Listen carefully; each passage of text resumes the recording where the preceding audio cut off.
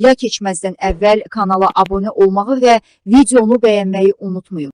Bəzi hallarda vətəndaşlar onlara məxsus olan əmlaklara kupça yeni çıxarış almaqda çətinliklərlə üzləşirlər. Belə vəziyyətlərdə əmlakın qeydiyyatı mümkün olmur və vətəndaşlar rəsmi mülkiyyət hüquqlarını tam şəkildə təsdiq edə bilmirlər.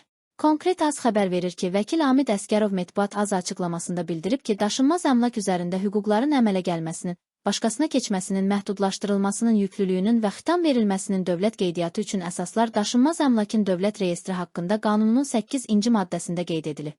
Çıxarış daşınmaz əmlak üzərində mülkiyyət hüquqlarının dövlət qeydiyyatına alınmasını təsdiq edən sənəddir.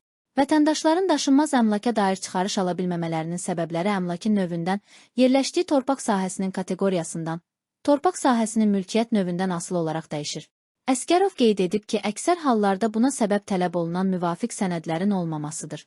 Daha çox rast gəlinən problemlərə misal olaraq fərdi yaşayış evləri ilə bağlı torpaq sahəsi üzərində mülkiyyət hüququnu təsdiq edən sənədin olmaması və ya torpaq sahəsinin kateqoriyasının fərdi yaşayış evinin tikintisi üçün uyğun olmamasını, hündürmərtəbəli yaşayış binaları ilə bağlı isə mənzilin yerləşdiyi yaşayış binasının istismara yararlılığını təsdiq edən istismara qəbul aktının və ya istismara icazə sənədi olmamasını qeyd etmək olar. Hər bir halda vətəndaşlara torpaq sahəsi, fərdi yaşayış evi və ya mənzil alarkən ilk növbədə həmin daşınmaz əmlaka dair müvafiq hüquq müəyyən edici sənədlərin olub-olmamasını araşdırmaq və rəsmi qaydada alqı-satqı etmək tövsiyə olunur.